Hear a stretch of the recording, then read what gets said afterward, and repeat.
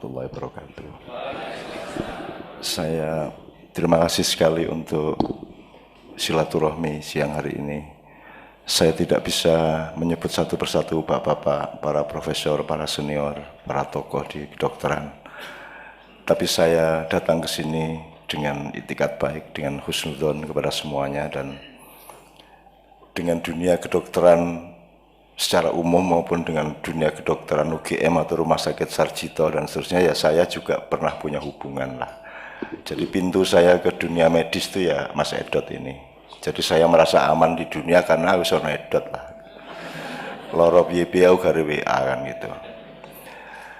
Alhamdulillah saya tidak pernah sakit tuh masalahnya. Tidak tahu Tuhan nih kenapa sama saya. Karena saya memang disuruh macam-macam, jadi dia tanggung jawab.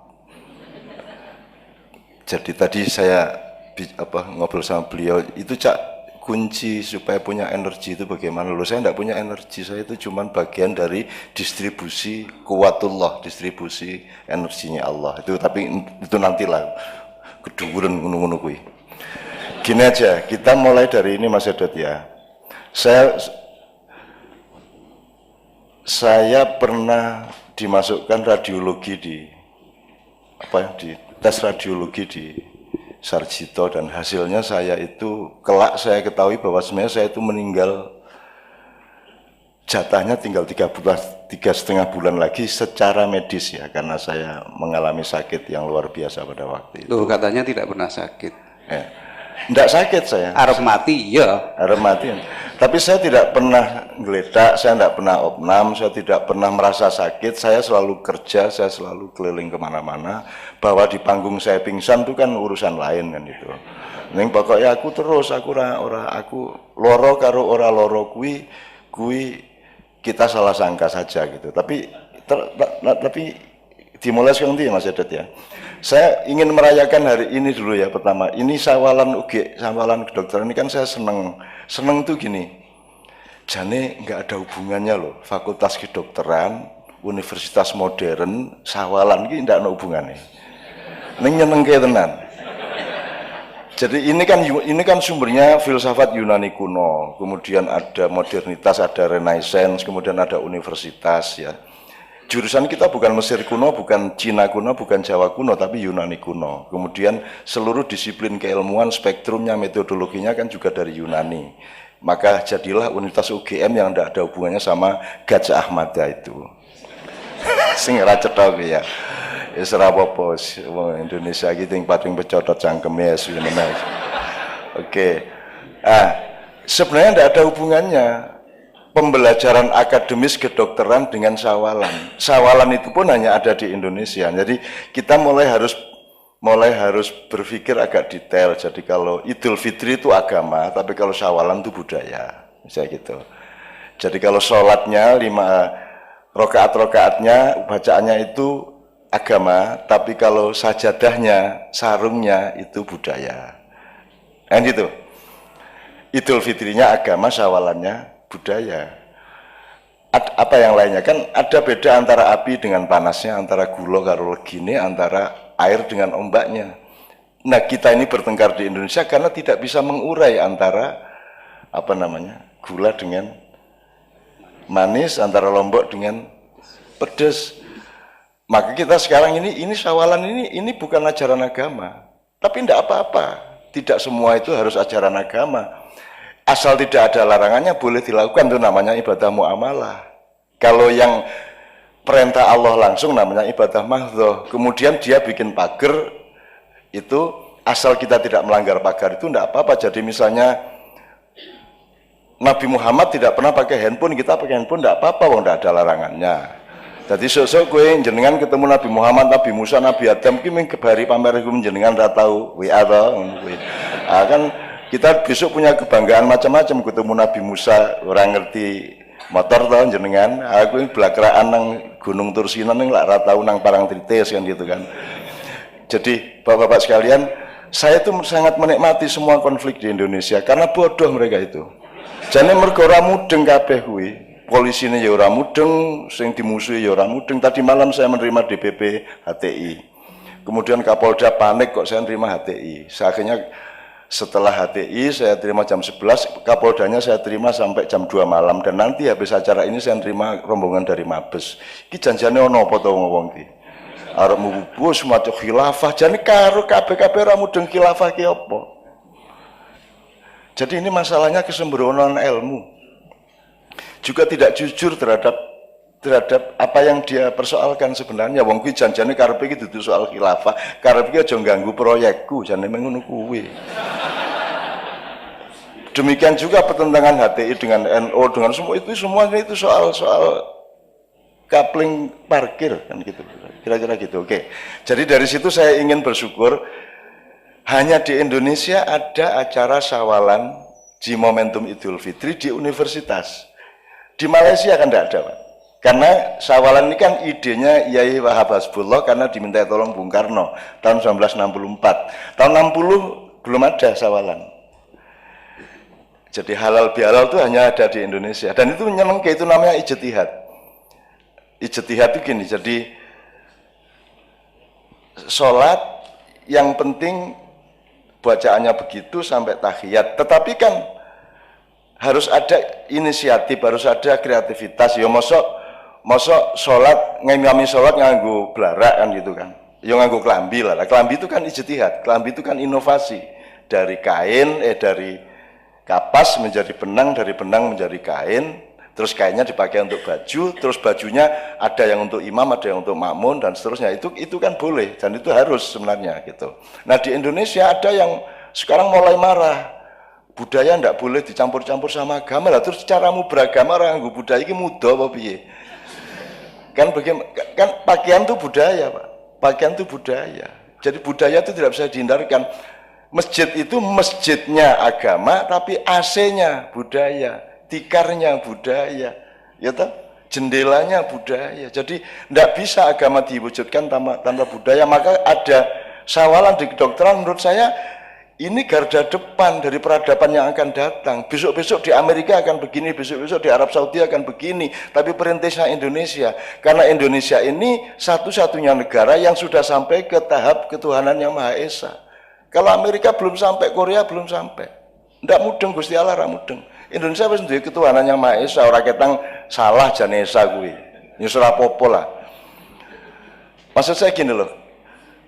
Boleh nih saya jelasin Mas Edet? Ya. Jadi di Quran itu ada dua informasi. Satu bilang Tuhan saya kalau menciptakan sesuatu saya bilang kun terus jadi. Innama amruhu idza arada syai'an ayaqula kun terus jadi. Jadi kalam khin bil basar, sekejapan mata dadi kabeh. Itu di surat Yasin akhir.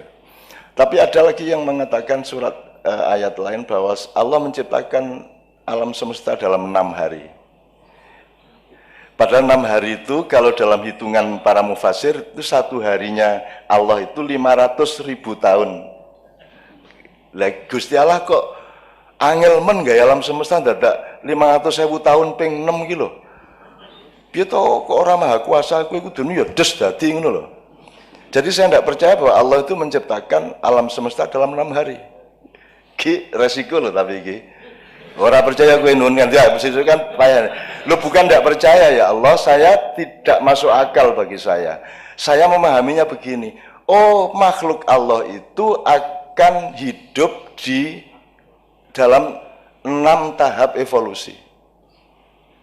Semua kita memuai, kita dinamis. Jadi pertama Allah menciptakan cahaya dulu. Tapi cahaya ini ini yang namanya Rasulullah itu cahaya. Jadi dutanya kehadiran Allah itu cahaya yang disebut Nur Muhammad.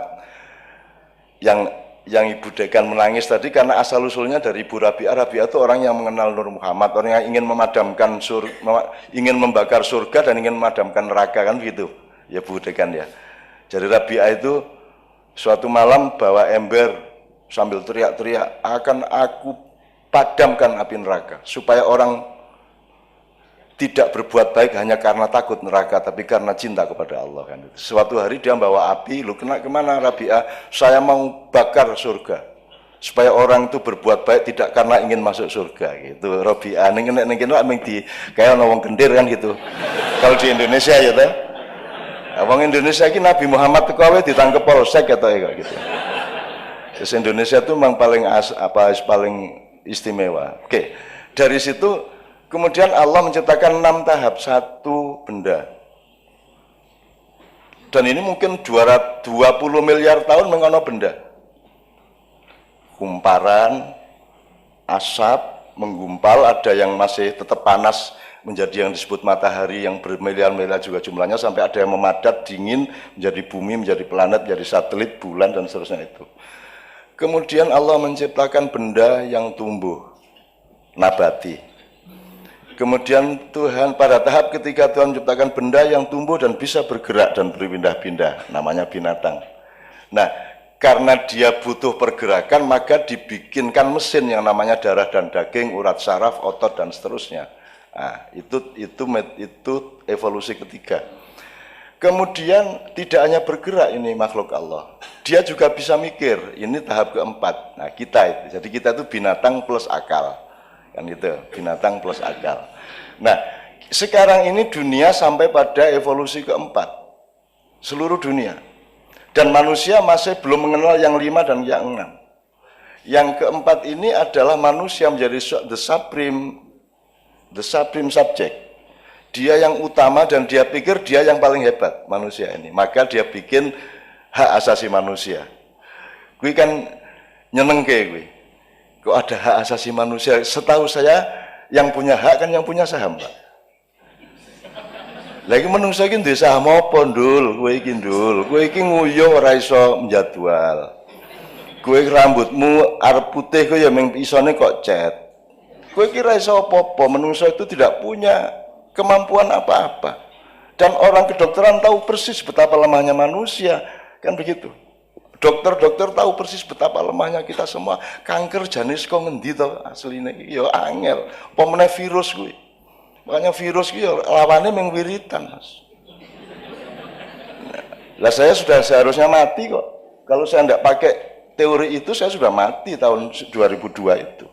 Karena sudah turun 26 kilo, sini saya sudah tidak berfungsi, tiroid saya, hipertiroid, semua ini sudah terbakar habis menurut Sarjito. Ning ora wani kondo aku. Setelah aku lemu loh, Cak, kok isih urip ngono ku ya? Ya itu baru ngomong Pak Edot setelah 4 bulan, 5 bulan gitu. Oke. Saya teruskan soal evolusi ini supaya saya bisa menjelaskan semua pertanyaan tadi, Mas Edot. Maka sekarang kita punya demokrasi. Itu karena kita di tahap evolusi keempat. Saya senang demokrasi, tapi demokrasi sekarang kan demokrasi di mana manusia bagusi. Apa pernah ada pilkada melibatkan binatang? Apa pernah pilkada menyadari bahwa sungai punya hak loh? Tanah punya hak untuk ikut memilih siapa yang menginjak dia. Dan kan harus dihormati semua tahap tadi. Lingkungan hidup punya hak. Sekarang kan lingkungan hidup diurus tapi tetap sebagai objeknya manusia. Dia tidak tahu bahwa bumi ini lebih tua dari kita. Ini dulur mbarep iki bumi iki. Dulur mbarep kita itu junior. Junior petita-petiti. Ngatur iki waktu pilkada, waktu pilpres ndak tanya lagi sama alam, ndak tanya sama laut, ndak tanya sama lu piye carane tanya laut. Lho mulane sinau kowe. Jembagusi menungso iki. Tapi Indonesia sudah maju setengah langkah, sudah punya ketuhanan yang Maha Esa. Berarti sudah ada Tuhan nih. Kalau di Amerika kan belum ada.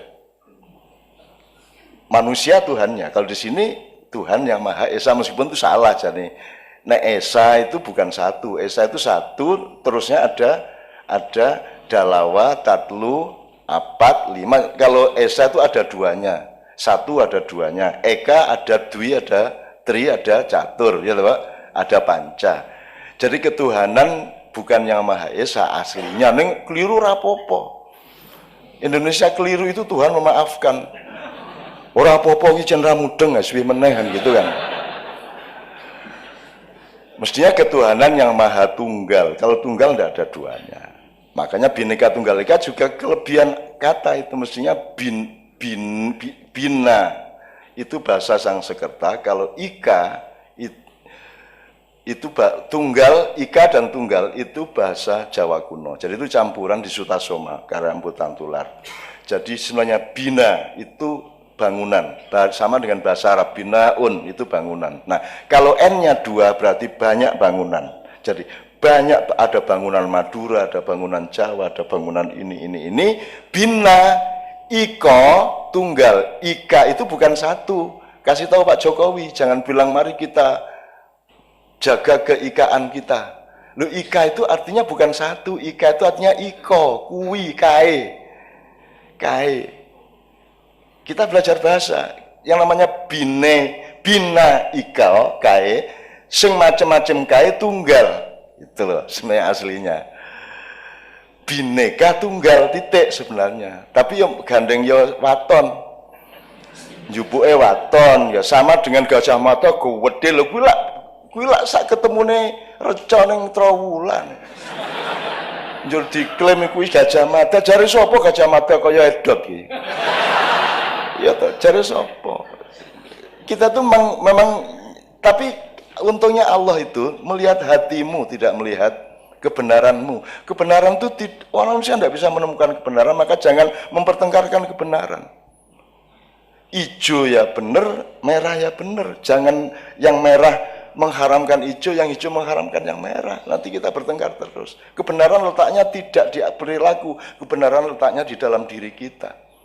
Keluarnya adalah kasih sayang, outputnya adalah akhlakul karimah, kan begitu Bu? Yang tadi itu. Jadi outputnya tuh akhlak, kebenarannya di dalam diri kita, dipawon, nek ibarat warung itu dipawon, gitu loh. Kue arep nggawe apa wae kan itu urusannya dipawon, merke apa itu dipawon, tapi begitu nyuguhin konsumen di warung, yang kita suguhkan adalah yang baik untuk konsumen, bukan yang benar menurut kita. Kan gitu. Nah, saya kembalikan ke evolusi tadi, kita sudah maju nih Indonesia. Boleh nggak saya sekalian sampean supaya ini kan Universitas Gajah Mada. Ini Gajah Mada sambat, aku kira tau disopo. Jenengku dinggo terus. Ning ora tau nyinaoni sapa aku. Umurku piro coba? Aku mati umur piro coba? Ana sing ngerti? Gajah Mada meninggal umur berapa coba? Kalau ada yang tahu. Lah ya ini sama dengan Unar sudah akan saya kasih teks mengenai Garuda, kan di sana ada Amerta, ada Unar itu. Jadi teks-teks yang urusannya sama Garuda. Garuda ki ya ora mudeng, aku saiki takon, Garuda sing gambar kae itu laki apa perempuan? Ya ora ana sing mudeng iki Indonesia iki jan sembrono. Lah nek tidak jelas Pak gendernya kan perkembangannya kacau Pak. Kalau ada laki-laki merasa dia wanita perkembangannya kacau toh. Kalau ada laki-laki wanita merasa pria perkembangannya kan mal praktek wingo.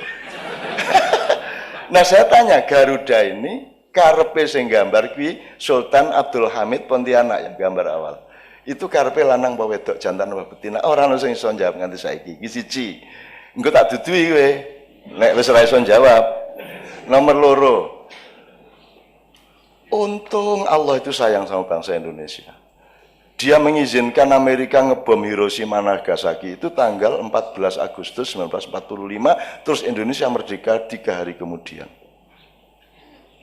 Ya, sehingga lambang Garuda itu sayapnya 17, ekornya 8. Saiki bayangke nek ngebome Amerika kuwi tanggal 30 Desember. Terus kene merdeka 1 Januari ya Garudane lak ming siji ngene iki. Karo buntute ngene iki. Terus piye Garudane?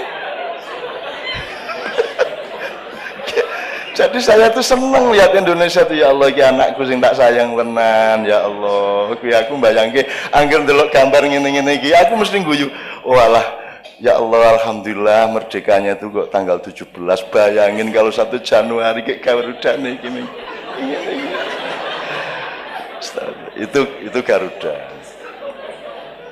Kapan-kapan saya ceritain asal-usul Garuda ini berdasarkan teks, berdasarkan literasi, berdasarkan main resource, saya nggak berdasarkan khayal saya.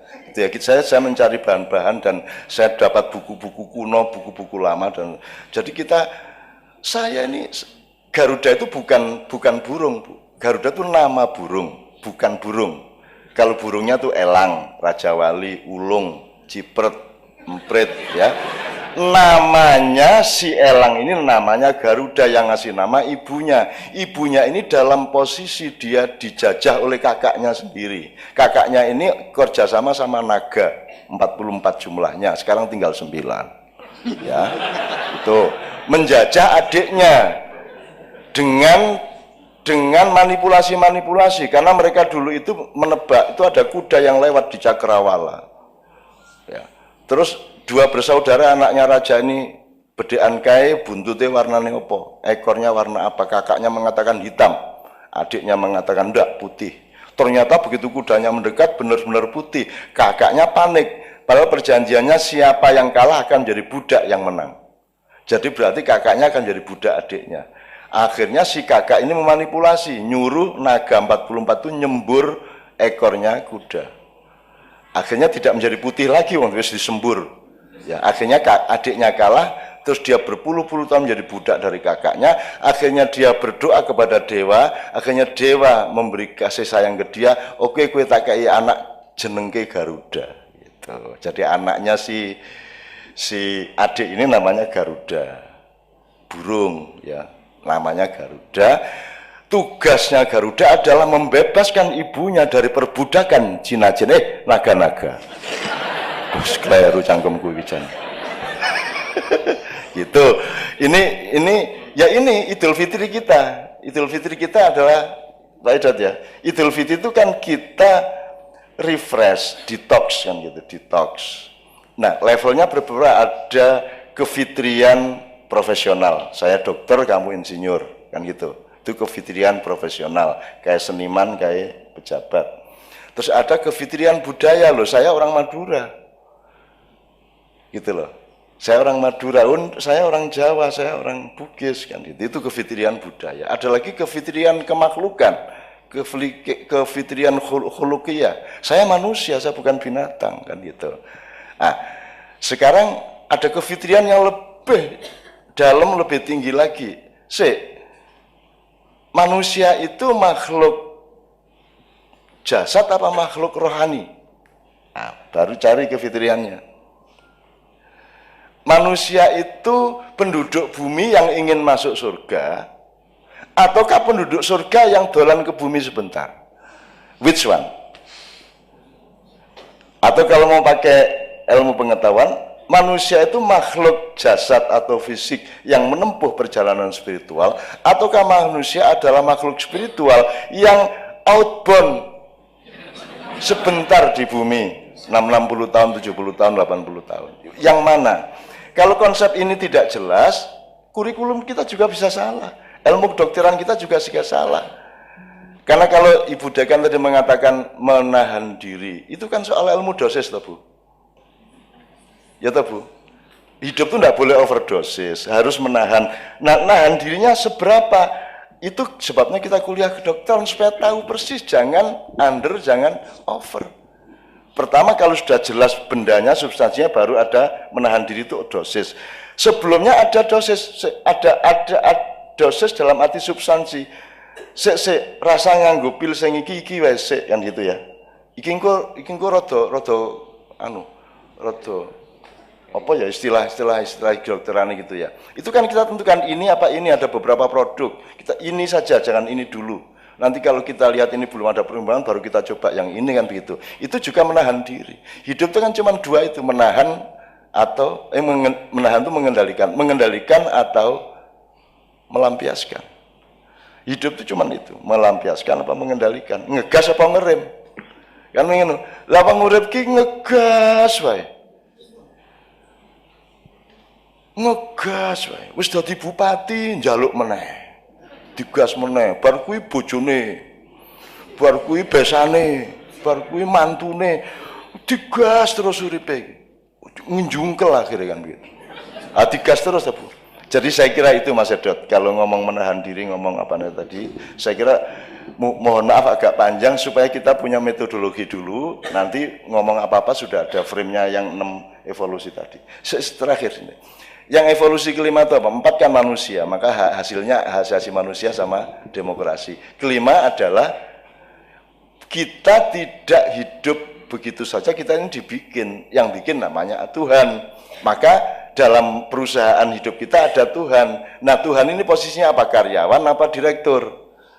Jadi pertimbangannya menjadi beda. Kalau sekarang ini manusia kan direktur, maka ada hak asasi manusia.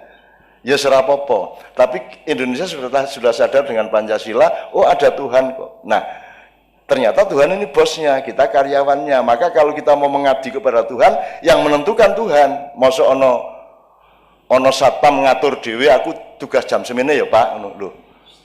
Ora, job desk-nya yang mengatur bosnya dong. Jadi kita ini hidup bagaimana, yang ngatur kan yang Tuhannya. Masuk Tuhan malah kita atur, Tuhan awas nek ngabulke. Itu. Nah, ada Tuhan. Nah, tahap keempat ini yang HTI, tahap 6 ini yang HTI maksud itu. Jadi setelah benda, materi, ya, syai', ya, kemudian nabat, kemudian hayawan, kemudian insan, kemudian abdun atau abdullah, yang keenam itu khalifatullah, itu yang disebut khilafah. Jangan setuju khilafah. Lalu tidak ada cara lain di dunia ini, opsinya cuma khilafah. Cuman khilafah yang saya pahami tidak seperti yang dipahami HTI. Semalam saya omongkan panjang lebar, khilafah itu bukan sistem, khilafah itu winih. Bahwa kamu itu utusan Tuhan, berlakunya harus persis seperti yang dimaui Tuhan. Wong kowe iki mung digawe kok. Nah, khalifah itu artinya apa? Orang yang berjalan di belakang. Jadi kalau ini yamin, iki yasir, iki amam, kalau ini khalf. Khalf itu buntuti. Jadi kita tuh buntuti kemauan Tuhan di belakang Tuhan dan Nabi Muhammad.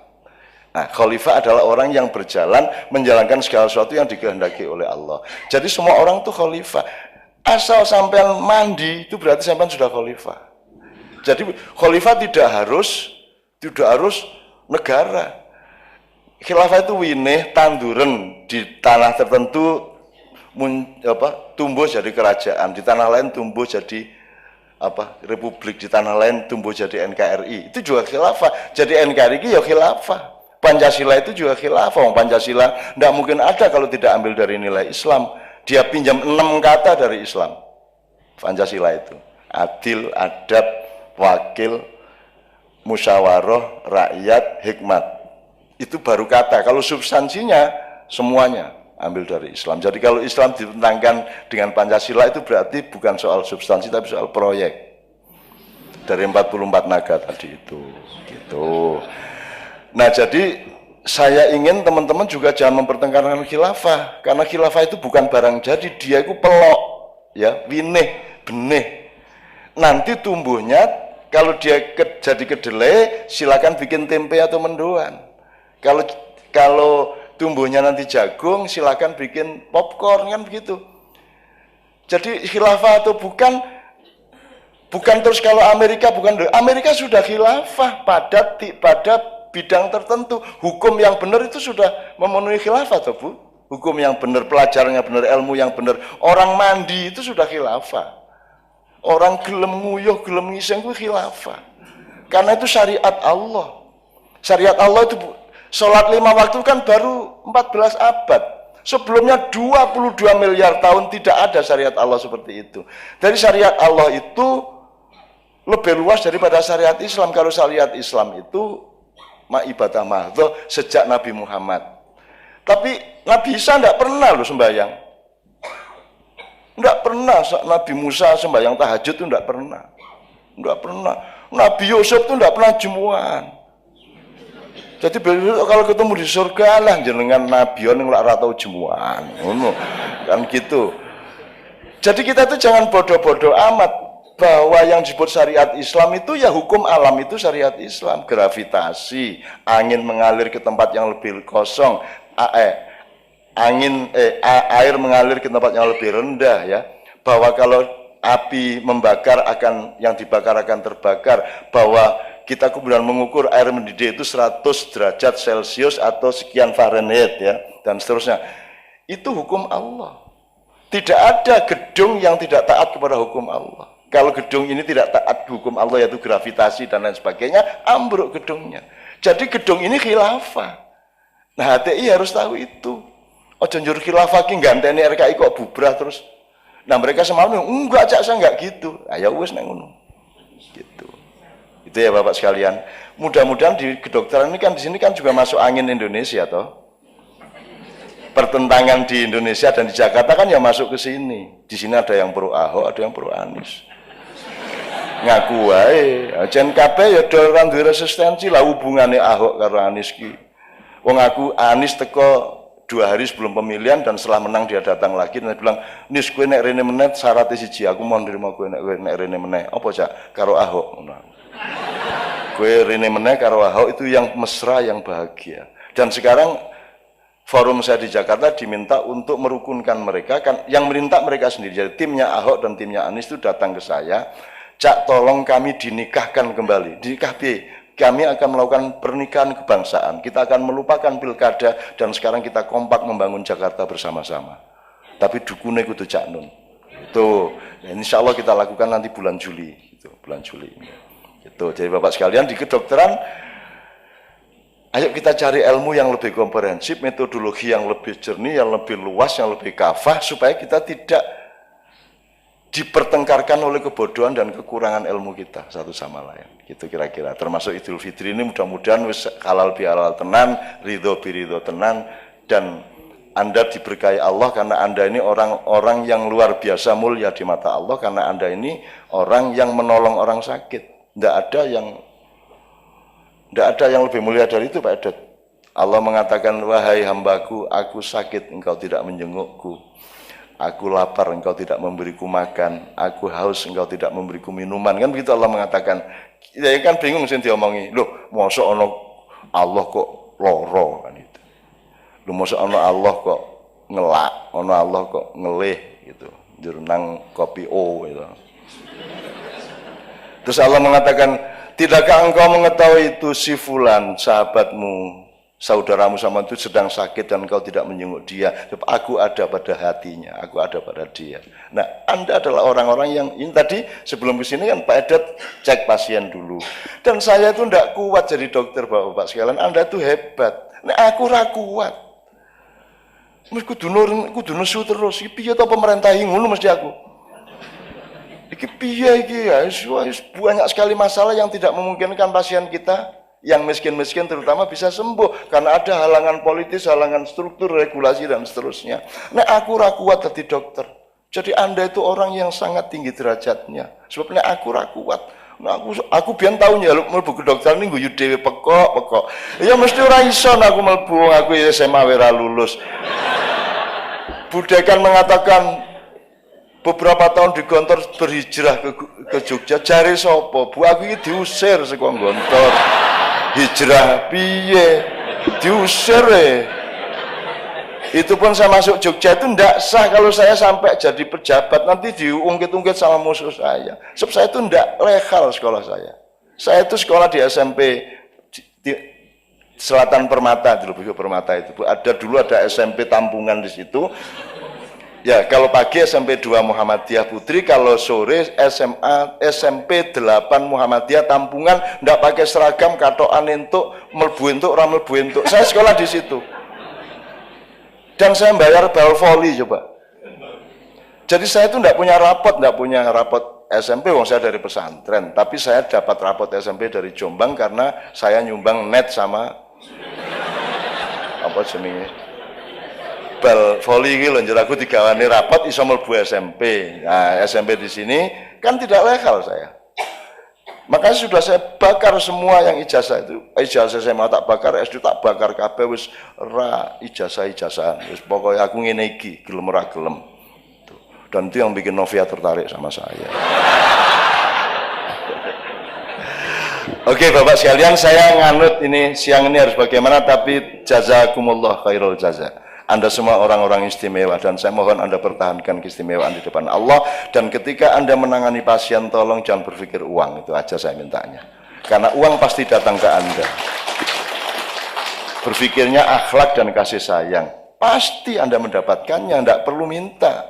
Kan gitu, sama dengan guru. Jadi ada 4 bidang, kesehatan, pendidikan, agama, kebudayaan. Tolong hati-hati terhadap kapitalisasinya, kan kira-kira gitu. Monggo Mas Edet.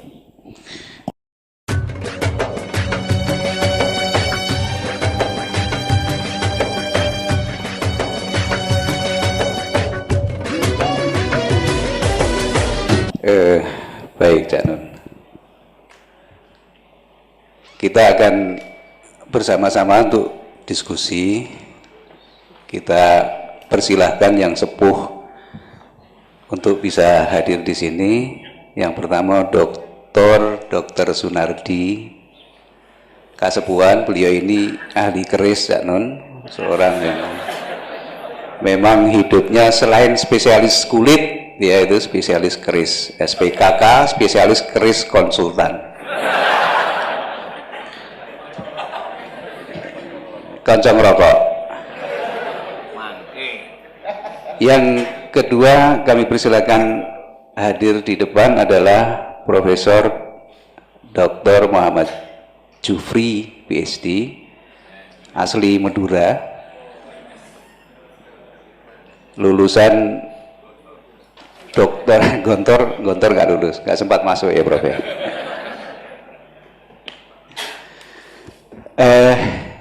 Kemudian yang ketiga, saya minta dokter yang tadi jajar Cak Nun, Dr. Yodi Mahendra Data. Ini adalah, beliau adalah wakil dekan bidang 3 ya. Kemudian yang terakhir ini masih ada kosong. Cak Nun siapa? Yang kosong ini siapa yang mau diisi? Budekan silakan maju. Al-Mukarram. Nah, sambil menunggu itu, supaya tidak ada dusta di antara kita, saya boleh nggak cerita tentang yang Cak Nun mau mati tadi?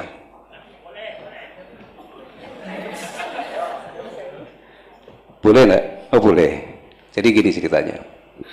Ini mesti harus ada Bambang, radiologi ada nggak ya Bambang? Nggak datang ya, mungkin di luar. Suatu pagi ketika saya sedang visit pasien, saya ditelepon sama Cak Nun, "Dot, kowe mrene." "Iya Cak, neng ndi saiki?" "Saya di Gedung Hartono." Gedung Hartono itu sini, BDNI itu yang Jenderal Sudirman. Itu di lantai 3 itu kan ada counter handphone. Aku di situ, ya. Kemudian aku ngeramuki pasien sih, habis itu saya ke situ. "Neng ndi Cak?" "Neng lantai 3. Saya muter lantai 3 itu, nggak ketemu sekali. Yang kedua nggak ketemu. Saya telepon, "Cak, neng di neng lantai 3. Udah aku muter ping pindho. Saya muter sekali lagi, baru kemudian saya melihat Mbak Via, Ibu Novia Kolopaking, dan mendapatkan Cak Nun dalam kondisi yang sangat kurus. Kemudian tangannya gemetar. Nah, waktu itu, "Loh, Cak, kowe kenapa loro?" "Ya, iki aku tambah nono." Cak Nun bilang gitu. "Kok? Wah, nggak bener ini," saya bilang gitu. Ketika itu saya lihat, kemudian saya ambil cari kertas, Cak Nun tangannya gini. Kemudian saya cek, memang sangat tremor dia, sangat gemetar. Saya pikir pasti ada sesuatu dengan kelenjar tiroidnya. Kemudian ada yang lebih ahli, saya persilakan Cak Nun untuk ke Prof. Asdi, praktek di situ, kemudian diperiksa macam-macam, diperiksa labnya, T3 T4-nya sangat tinggi, free TSH-nya juga di luar normal, sampai Prof. Asdi bilang, "Ini pasti salah labnya Cak." Diulang lagi dengan hasil yang sama. Nah, kemudian saya punya ide, udah laki-laki itu kita radionuklir aja lah, kita periksa, kita scan tiroidnya. Saya kontak sama Bambang, singkat cerita sudah dilakukan itu, kemudian Bambang mendekati hasilnya, Cak Nun pulang, "Wah, Dot, ini sangat toksik ini." Nah terus, "Iki umure kira-kira gari 3 sasi meneh." Waduh. Terus Bambang bilang, "Tapi aku gak ngomong ke lo." "Oh ya sudah, ini urusanku, aku sih ngomong." Saya bilang gitu, padahal aku ya rawani ngomong. Terus saya bilang, Cak Nun pulang, kemudian saya bilang kepada Pak D almarhum. Pak D itu sahabat Cak Nun yang sangat dekat dengan Cak Nun, sangat setia dengan Cak Nun. Dia ngomong, Pak D, ini kondisinya Cak Nun begini. Kalau melihat dari medis, ini 3 bulan lagi umurnya. Waduh, Pak D juga pusing. Pak D itu adalah pegawai lab di pertanian. Nah, kemudian melihat kondisi Cak Nun yang seperti itu, malam hari Cak Nun BAB warnanya hitam, jadi memang sangat-sangat kental dengan nuansa ada perdarahan di situ.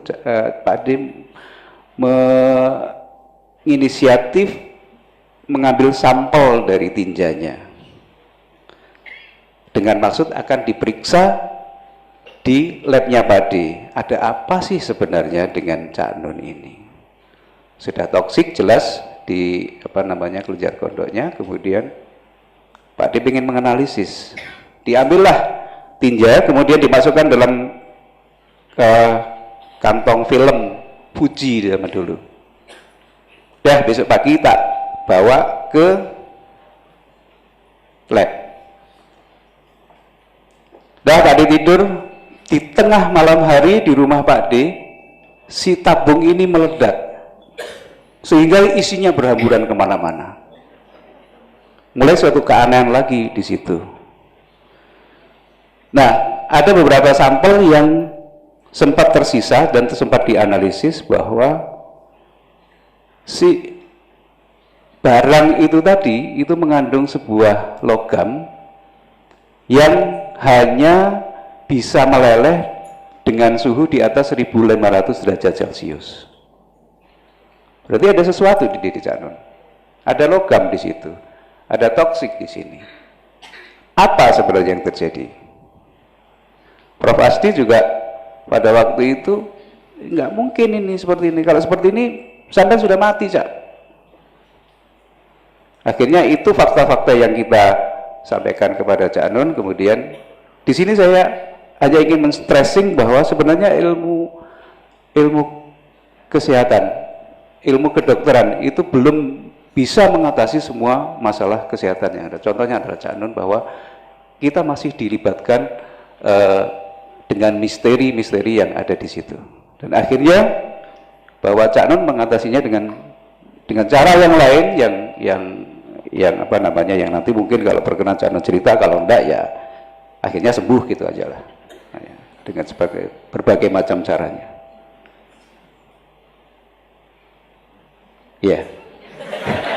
Arah mari tidak sampai sini, akhirnya sembuh gitu aja. Ya, ini karena terlanjur cerita, saya mohon izin dan minta maaf, ini diceritakan sebenarnya sudah 15 tahun yang lalu ya. Dan itu panjang ceritanya, tapi pokoknya begitu lab hasilnya seperti itu dan di Sarjito gambarnya kan hitam pekat sini ya. Jadi di leher ke bawah itu sudah ibaratnya wis bumi hangus sudah. Terus Mbak Via ngomong, Mbok sudah jelas sekarang masalahnya, Mbok diatasi. Tuh. Karena saya itu tidak merasa sakit dan tidak pernah berhenti.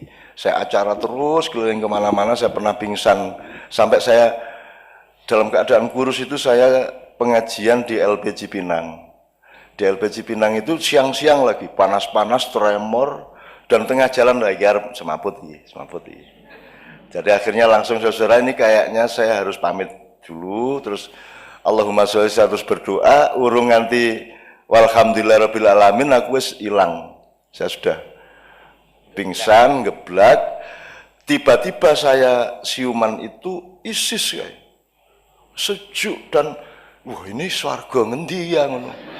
Ya ada korden bagus, jendelanya bagus, hiasan-hiasan, ada buah-buahan, ada lukisan-lukisan bagus. Pokoknya ini kamar yang sangat elit, sangat indah di LPG Pinang padahal itu. Nah, iya gue. Terus di LPG Pinang, dan saya seingat saya tadi saya pingsan di LPG Pinang, kok tiba-tiba ada kamar sebagus begini. Nah, ketika saya sedang heran-heran ada suara, kan saya berbaring, ada suara di belakang saya. Sampun skeco Cak gitu dari belakang saya. Kaget aku. Loh, kowe to Tom? Itu ternyata Tommy Soeharto. Jadi kamarnya Mas Tommy itu. Ya, motor. Ternyata Ning Cipinang ki ngono kuwi ya, mulane saya doakan Anda masuk sana. Lah kamar ape kaya ngono. Dan Tommy berkuasa di situ, banyak bodyguardnya, sekolah fasilitas beres, mau keluar kapan saja bisa. Terus piye? Jadi oh alah ya wis lah gitu kan ya. Udah. Jadi ini kan saya harus cerita mengenai sembuhnya saya. Akhirnya karena istri saya mengatakan, saya kan tidak pernah merasa sakit. Pokoknya aku terus melaku. Wong puasa saya puasa. Saya workshop sama anak kecil-kecil 500 orang melayu tahu. Aku santri di Bojonegoro tajak latihan ekspresi, latihan muhadoroh, latihan supaya kowe iki kudu iso dadi wong, kowe kudu iso punya determinasi, harus kerja. Santri itu kan tidak dididik untuk kerja, wiritan tok nganti pucet dia bilang gitu. Belajar nyambut gawe, ayo bertani ke kerajinan apa, tak ajak pelayan kae. Semaput aku Mas, aku iki poso awakku. Berat badan saya 46. Saya kan sekitar 70 lah, 46. Wih, semaput lagi, jadi saya sekian kali semaput. Terus akhirnya Mbak Via mengatakan, kan sudah jelas, kan saya punya intel juga, saya selidiki ini ada apa, akhirnya sudah jelas semua masalahnya, dan semua sudah saya maafkan, saya tidak pernah marah, saya tidak pernah dendam, saya bersyukur kepada Allah, saya milik Allah. Akhirnya sudah malam itu saya melakukan upacara dan saya sembuh paginya, dan kemudian saya langsung gemuk ya, jatuh, aku lemu kae, begitu lemu lho, kak aku lemu iki, konco-konco lho, cak, kue jane atine kok isi urip ngono kita jan-jane ning ora wani ngomong ya Dut ya. Kira-kira itu. Nah, Bapak-bapak sekalian, Anda saya kira juga tahu bahwa kesembuhan bukan milik dokter. Dokter adalah petugas ikhtiar, orang yang dengan ilmu mengupayakan pengobatan. Tapi sembuh milik Allah. Sebagaimana sakit juga milik Allah. Asal posisi kita di situ, maka ketidakmungkinan secara ilmu medis itu tidak sama dengan tidak sembuh, kan begitu. Bisa ada kesembuhan yang kita bisanya ajaib ngomongnya.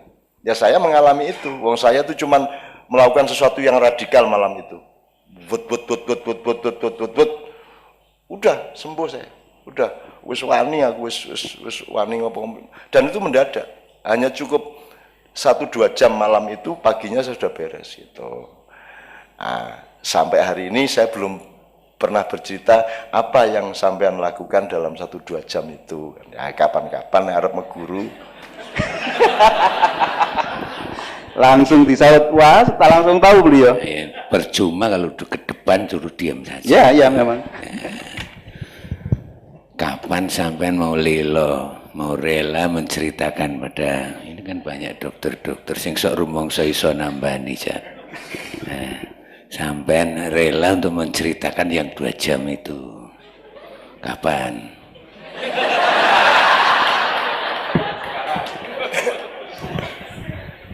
Saya kira ada potensi yang disebut sugesti. Ya kalau cari substansinya kan manusia itu khalifah. Khalifah itu berarti dia dimandati sekian persen dari takdirnya. Jadi manusia punya hak mentakdirkan dirinya sendiri sampai batas tertentu. Misalnya gitu, Tuhan bikin Anda rambut keriting. Dan Tuhan membebaskan, harap kok rebonding monggo, harap orang mona. Hak rebonding itu ada pada manusia. Demikian juga terhadap sakit. Dan terserah Tuhan caranya menyembuhkan. Jadi kalau dalam Islam ada yang namanya zam-zam. Zam-zam itu satu anomali yang menerobos ilmu. Jadi zam-zam itu sama Allah diperintahkan, zam-zam, kamu sembuhkan orang yang meminummu sesuai dengan permintaannya. Nah, zam-zam itu tidak bisa menyembuhkan, dia cuma sarana dari kehendak Tuhan untuk menyembuhkan sesuai dengan permintaan. Jadi ibu-ibu Pak sekalian, tolong jangan salah, saya ini tiap hari nyebul banyu itu 200-an lah. Jadi uang teko nggo banyu, ibune lara kanker, bojone ilang, anake minggat. Wis kuwi nggo banyu tak sebul. Dan saya terus disuruh ndak nyebul. Terus bagaimana orang yang mengharap ke saya? Ya. Kemarin dari waktu hari raya dari Tegal datang. Oh, problemnya macam-macam. Ono sing wis rakyat Jadi aku iki pokoknya penggaweanku kaya dukun kayak, fuh. Jadi kalau antri di acara itu, Pak, antri di acara itu bisa 1000 orang antri dan semua saya sayangi, semua saya senyumi. Sampai orang pertama sampai orang ke 1000 saya tidak akan berkurang energi saya untuk menyayangi mereka. Dan tak ladeni wis kowe ngopo wae wis. Ono sing nek ndekep ta biasa nek salaman ngambung tangan tak ambung genti tak rangkul. Terus nanti ndekep awakku. Jadi ada beribu-ribu gambar di mana orang tuh saya peluk di sini. Kui belum aneh. Nanti ada yang minta begitu teko nang aku, tanganku dicekel, diusek-useki rambutnya. Nah, deh. Meneh. Terus ada lagi, pokoknya aku diusap gitu. Sampai misal terus dia gini. Nah, ada lagi ya yang ngapa? Dia ini ngapa? Kaplok ya. Wah, gitu. Wah, matur nuwun gitu. Udah pergi. Gitu. Coba ada yang jadi yang minta dikaplok itu ya sekitar 10% lah. Ono mana jawab diketak ngene.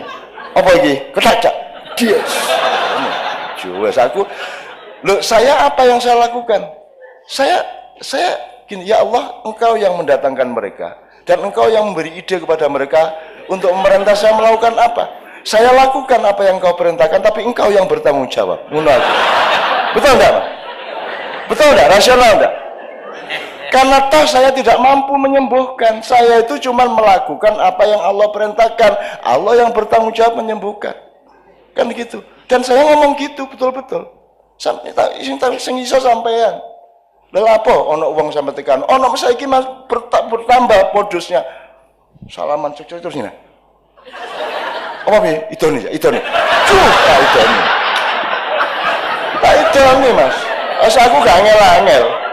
Ngono ae kok repot. Tak idoni ngono ae. Tuh, ono meneh sing wis pokoke ambung, tak ambung pipine. Terus dhek ngambung pipiku. Terus wis apa wae. Iki sing paling medeni iki sing nek meteng iki. Datang, Cak. Iki bojoku wis 6 tahun durung meteng. Terus karepmu piye? Aku kon ngetengi. Ya iki, Pak. Aku kan ya Allah rakyat. Ini semua peristiwa kemesraan. Saya mohon para dokter mesra sama pasiennya, karena itu sumber utama penyembuhan. Bukan mesra secara pribadi, mesra secara ketuhanan dan sosial. Jadi kita iklimnya itu iklim kemesraan, itu akan cepat membuat Tuhan menyembuhkan pasien kita. Ya, kui ono meneh sing nek wis meteng kae, wah kuwi aku sing paling seneng ki nek wis wong meteng diterke bojone sing ngene iki terus, Cak, tolong Cak, anak saya diusap, didoakan gitu. Wes gitu set. Dia menang. Ya sudah, tapi kan semua percaya, semua tidak di pengajian saya pun tidak ada beda laki-laki dan perempuan, tidak ada batas. Dan ojo meneko etnik, ojo meneko agama, lanang wedok campur ra masalah, karena di dalam kemesraan yang spiritual sifatnya tidak ada perempuan. Lagi perempuan itu urusan bojo ning omah. Begitu keluar rumah kita tidak perempuan, kita dekan, kita manusia, kita konsumen, kita produsen, tidak lagi perempuan itu urusan bojo, Pak. Gitu. Nah, di pengajian saya campur, tidak ada masalah. Karena tidak ada yang sadar kalau dia laki-laki, tidak ada yang sadar kalau dia perempuan. Lah enak tak, Bu? Lah enak toh. Nah, iki jadi sembuhnya tadi itu karena saya mesra. Ya Allah, kalau memang aku masih harus cuman gini loh Pak, sugestinya itu saya silakan menentukan sendiri. Misalnya kalau orang wiritan, Kiai mengatakan baca Al-Waqi'ah ping 700. Saya dulu bertengkar sama Gusmi Waliullah itu, almarhum. Karena saya sering menangani pasien bersama. Gusmi selalu sarannya itu abot. Moco Yasin ping 300 modar apa piye? Yasin pisan urung kelakon kok ping 323. Ora iso Gus, ngono ora iso. Jadi saya sering nangani bersama tapi bantah-bantahan, Gus ora ojo, burung karena iso maca Quran Yasin ping 333. Modar apa piye? Apa meneh Al-Waqi'ah ya to? Wangel banget. Terus Ping 100 punjul ra iso. Saya selalu ngasih yang pendek, 1-2 kata yang mudah dihafalkan. Berapa kali itu tergantung intensitas hatimu. Allah yang menentukan. Oh, anak ini sungguh-sungguh belum baca sudah dikabulkan, bisa juga. Nggih mboten? Karena yang penting cintamu kepada kehidupan, cintamu kepada Allah, dan kepercayaanmu kepada kehendak Allah dan kasih sayang Allah. Allah maha dermawan, maha penuh kasih sayang. Tidak tergantung jumlah. Itu. Nah, itu contohnya Pak. Dalam 1-2 jam itu saya mengeksplorasi kemesraan dengan Allah. Saya eksplorasi benar-benar. Jadi misalnya gini, sampean mau beliin istri mobil, mesake bojoku iki isih motoran, mongko ya wis dosen wis suwe misal gitu ya. Ora tak tukokke gitu kan, punya niat baik, terus ternyata lewat waktu sekian lama enggak punya duit untuk membelikan. Ya kita sholat malam, ya Allah, aku ini terlanjur janji sama istriku, tegakah engkau mempermalukanku di depan istriku?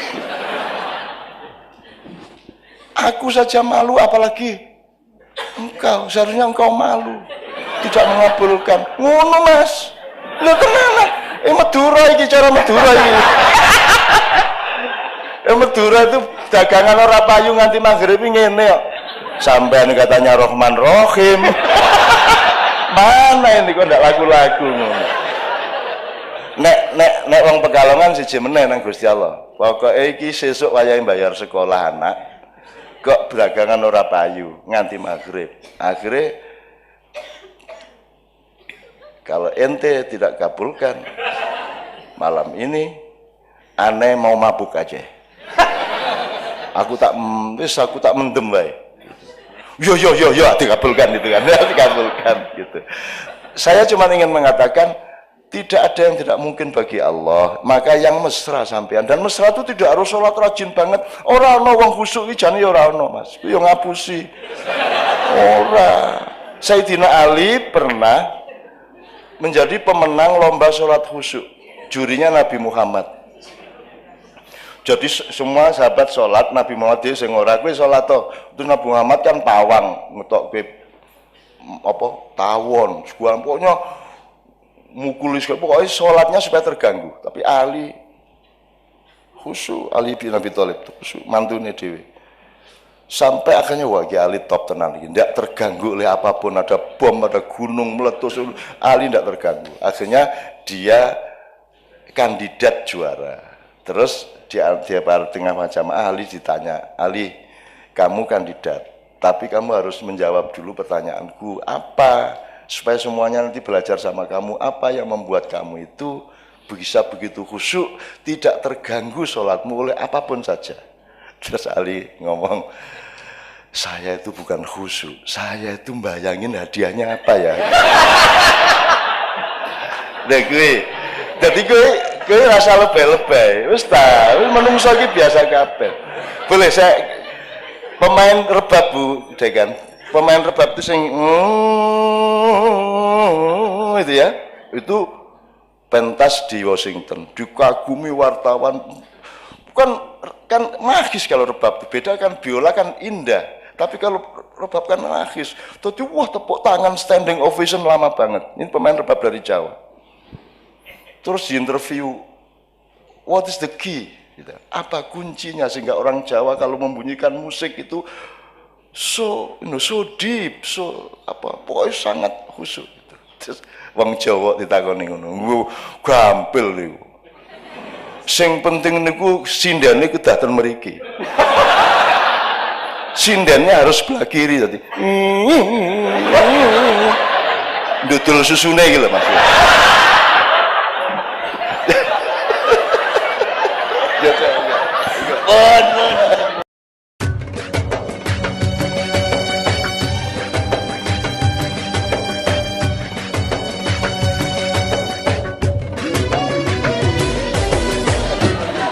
Niat betul-betul terbukti Cak Nun ya. Ini satu lagi harus yang disampaikan pada para hadirin, paling tidak ini Cak Nun. Yang pernah sakit tidak hanya Cak Nun. Saya itu pernah diganjar kolik Cak. kulit perut, kata dokternya sakitnya minta ampun. Jadi di IGD Rumah Sakit Sarjito itu tidur terlentang ora kuat, jenggelek ora kuat, dodok di tempat tidur ora kuat, terlentang lagi mengkur, pokoknya tidak ada posisi yang saya bisa tahan. Saya pikir saya sudah mau dibundut gitu. Tak goleki kok ora ana malaikat sing ketok. Nah, ternyata ilmu kedokteran juga sunatullah yang benar-benar dibetulkan. Datang saudara saya itu Dokter Ibnu Pranoto karena saya paksa. Saya pikir tadinya saya serangan jantung jebul kok iso omongan barangnya. Saya panggil Dokter Ibnu, 10 menit kemudian datang. Baru dia masukkan, kalau nggak salah waktu itu yang dia masukkan ke infus itu Novalgin. Masih ada Novalgin waktu itu. Belum sampai habis sudah sembuh. Nah, sikap saya golek malaikat itu salah apa benar, Cak? Monggo.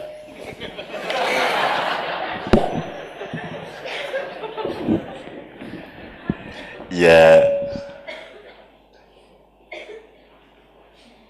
setiap saat kita itu kan antri nih orang ngerti urutannya kan gitu kan. Tapi kan semua antri tuh Pak. Ya. Ning orang ngerti urutannya. Betul. Dan mati sama sakit tidak ada hubungannya. Saya sampai takut merengut loh waktu itu. Gue kayak malaikat metu aku merengut. Dukani Gusti Allah. Semua hati saya sudah kepada Allah, tapi tak golek ora ana utusane sing metu. Ya. Saya tidak bisa menjawab secara empiris karena saya belum pernah mengalami itu. Ya. Tetapi gini Bapak-Bapak sekalian, ini ponakan saya itu sedang sakit kanker, Mas Sedot ikut menangani ya. Dan itu tidak ada hubungannya sama hidup dia. Hidupnya benar, dia perawat, dia kerja di rumah sakit, tiba-tiba kanker berat, gitu ya. Jadi sebenarnya sakit itu apa toh? Ya. Apakah sakit itu negatif dalam kehidupan ataukah sakit itu positif? Karena kadang-kadang sakit itu sebenarnya proses penyembuhan rohani bagi Allah kepada kita bisa juga. Nah, malaikat datang dan tidak datang itu kan ya piye kuwi carane jawab wong aku ya oke. Gini, saya ini menganjurkan jamaah saya untuk mengaktifasi malaikat. Jadi aktifasikan malaikatmu. Artinya kamu tiap hari harus menyapa malaikatmu. Isu-isu assalamualaikum, assalamualaikum, assalamualaikum, assalamualaikum. Tuh. Kita bisa lihat atau tidak itu juga tidak ada hubungannya dengan kehebatan. Hantu tidak ada yang berani sama kita meskipun kita tidak pernah bisa melihat dia. Saya ini harus ngusir hantu di banyak negara. Di Italia, di rumahnya Mussolini saya pernah ngusir hantu. Karena mereka nganggapnya saya tuh ngerti. Aku kira ngerti. Orang ngerti neng ya karena dipaksa ya. Malam terakhir ya saya lakoni sama anak Kiai Kanjeng tak parani kuwi kabeh dan aku nganggo cara universal. Kowe hantu Italia wani-wani karo hantu Jawa ngono aku. Rasa macam-macam kowe. Tak parani tak sentak-sentak. Dan teman-teman pingsan-pingsan karena saya tuh ditawur sama makhluk-makhluk macam-macam di sana. Tapi saya tidak merasa, aku tidak bisa ndelok saya. Pokoknya aku teko tak paling gue rasa macam-macam ya. Iki konco-koncoku kabeh ning kene. Engko nek kowe macam-macam aku rene meneh ya. Rasa macam ayo. Ayo wani, ayo. Wani ngetokno aku tak tonyo tenan gitu. Jadi tidak pernah ada hantu berani menampakkan diri ke saya. Jin, rawani. Kalau ada orang kesurupan sebut nama saya. Loh, ini serius sih. Gue tak akan nggak cak nul nek terus ngene gitu ya. Nanti ya wes terus rumah deh ya. Silahkan praktekkan. Bukan apa-apa, saya itu sayang sama mereka dan mereka kalau pengajian mereka datang ke saya. Di pengajian saya itu jen banyak sekali datang. Saya mau ke Gunung Lawu, mau ke Gunung Cetho, mau ke Gunung Kawi, saya semua sudah masukin semuanya. Semua perpustakaan digital spiritual saya sudah masukin semua. Dan mereka itu sayang sama saya. Jadi ono wong ning jalan wates kono wong kesurupan bola bali. Kesurupan. Terus aku ngongkon bocah, cah Kiai Kanjeng kuwi rono. Begitu caki yang itu, wah, anak boy cak nun meneh, terus, ya wis, itu hilang, gitu. Terus anak Kiai Kanjeng pergi lagi, kesurupan lagi, beda lagi. Tadi suaranya gini, terus berikutnya suaranya begitu. Terus aku ngomongkan meneh si jinne, wah, cak nun meneh, wah, wis kondo cak nun rasa, aku ya sering nang padang bulan, Jadi seneng saya, jin itu sama saya itu cinta. Dan jin itu Anda jangan anggap khayal. Jin disebut oleh Allah lebih dulu dari manusia di semua ayat kecuali satu ayat dok. Berpuluh-puluh kali Allah menyebut makhluk itu jinni wal insi, bukan insi wal jinni. Jadi jin itu senior kita. Malaikat senior kita, alam senior kita, tetapi yang paling senior adalah Nur Muhammad. Kalau Anda berada pada jalur Muhammad, maka Anda menjadi senior dan Anda yang nanti pertama giliran masuk surga. Gitu. Dan surga itu bukan sesuatu yang kita cita-citakan. Kita itu dulu di surga. Cuman sekarang outbound sebentar ke sini dan jangan tidak lulus di sini gitu loh Pak. Gitu loh. Nah saya kira kita masih lama Pak bertugas outbound ini Pak. Insya Allah gitu ya. Monggo berikutnya beliau mungkin. Pak Jupri monggo. Terima kasih Cak Nun. Gini Cak Nun, jadi saat bulan puasa itu hampir semua orang yang menjalankan puasa 10 hari terakhir berharap-harap mendapat sesuatu sampai dia tidak pulang ke rumah istilahnya. Itu taunya dapat itu bagaimana Cak Nun?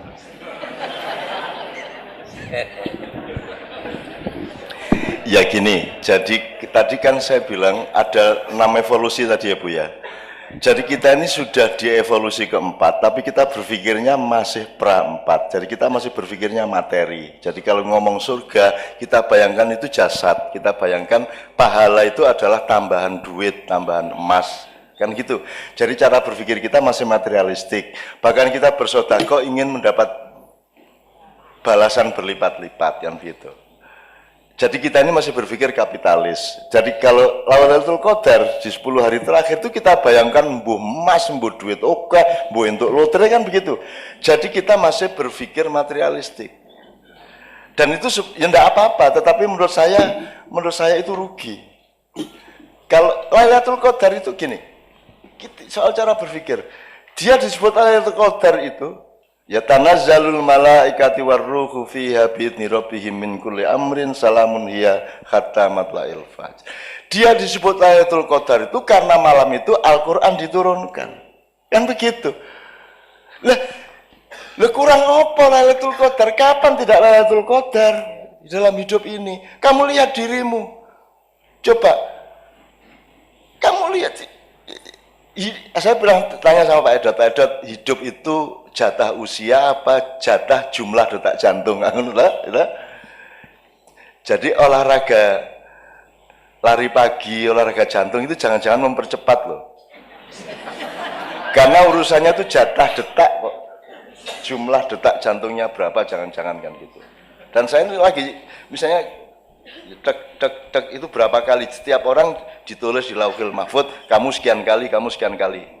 Nah nek kok mau olahraga, wah, jadi cepet. Makanya saya tidak pernah olahraga. Dan saya tidak pernah mau cemas, saya tidak pernah mau panik. Ya, saya menghadapi apapun saya tidak berubah ritme saya. Saya tidak mau.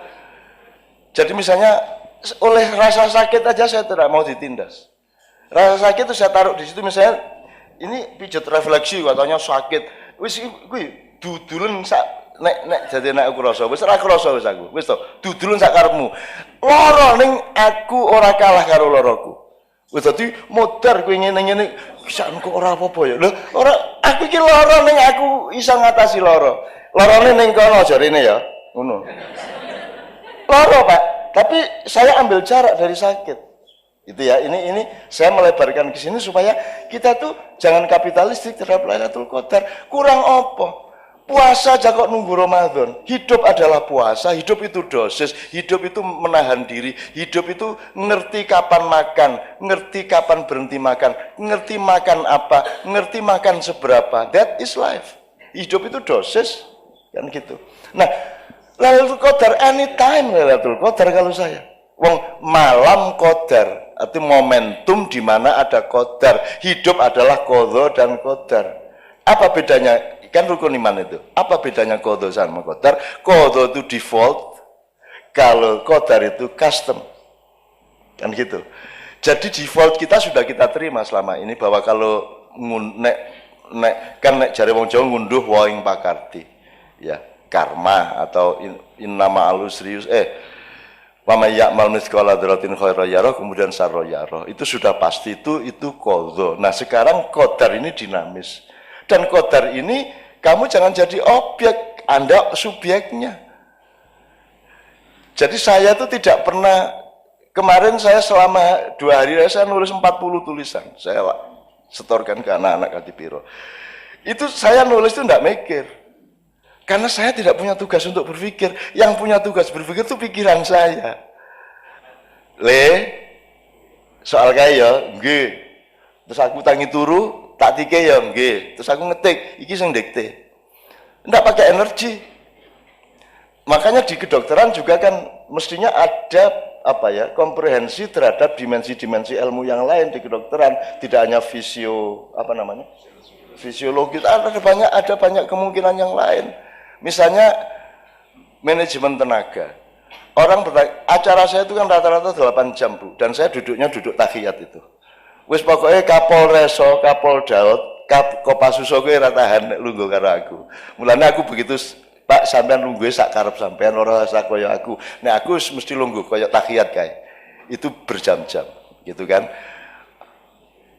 Asam urat ndasmu wani apa kowe karo aku? Ora iso, wong aku lungguh kaya ngene asam urat, ora iso asam urat. Asam urat itu anggota saya, kamu kalau saya izinkan kamu boleh, kalau enggak gitu. Nah, itu dimensi ilmu apa Bapak sekalian? Siapa yang berkuasa atas kesembuhan? Kenapa engkau tidak mencari sebanyak mungkin tali dengan yang maha mentakdirkan, yang maha memiliki qadar?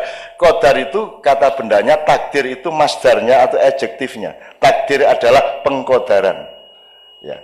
Nah, Anda dikasih limpahan oleh Allah untuk mentakdirkan diri Anda sendiri. Jadi kalau Anda malam Ramadan, Anda tinggal memetik.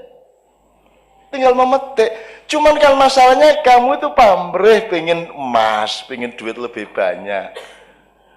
Dan itu Allah tersinggung. Kamu kok tidak percaya sama saya? Jadi orang berdoa itu kadang-kadang dilematis, Bu. Kalau kita minta ya Allah, ya Allahumma itu orang dungu nanti setengah jam. Allah dibacain makalah, ya Allah ini Indonesia sedang mengalami makalah ya. Ini ada konflik antar ini ya Allah. Ini ada kriminalisasi ulama ya Allah. Wah ini wes roh jare Gusti Allah. Wes roh aku mah kuasa ngono kan. Ndonga kok dawane gitu kan. Terus ya Allah kuatkanlah iman kami gini. Buah njaluk terus Allah mengatakan gini. Kamu itu kurang apa tiap hari saya kasih? Minta terus banyak sekali permintaan kamu gitu kan kalau kita berdoa. Terus akhirnya kita takut, ya sudah saya tidak berdoa, terserah Allah aja. Dapat 3 hari kita tidak berdoa, Allah bilang lagi, kok sombong gue lanjaluk kan tidak. Iya gitu Mas. Yang benar yang mana Mas? Berdoa apa tidak? Kalau berdoa Anda bilang saya kurang apa ngasih kamu? Kamu tidak usah ngatur detak jantung, saya bikin dan jantungmu berdetak. Kamu tidak bisa berkuasa atas detak jantungmu. Kamu masih minta. Tapi kalau nggak minta, dia bilang, tumben nggak minta. Terus, udha'uni astajib lakum, kata Allah. Jadi yang mana ini? Nah itu namanya dosis, Bu. Kita masing-masing yang mengerti kapan kita minta, wajar apa tidak permintaan kita, dosisnya tepat apa tidak, kan begitu masalahnya. Itu. Nah jadi, Lailatul Qadar itu kalau saran saya, itu anytime. Siang malam tidak hanya berdasarkan matahari, hatimu sering siang di malam hari dan hatimu sering malam di siang hari, betul nggak Bu? Anda menghadapi pasien itu malam apa siang Pak Dad? Malam adalah tidak tahu karena gelap, siang adalah terang benderang sehingga kita tahu. Kalau menghadapi pasien itu siang apa malam?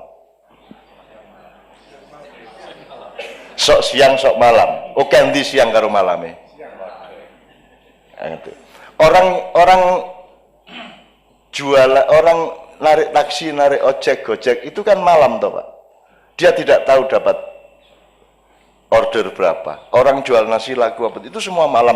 Maka Allah selalu mengatakan subhanalladzi asra bi abdihi lailan.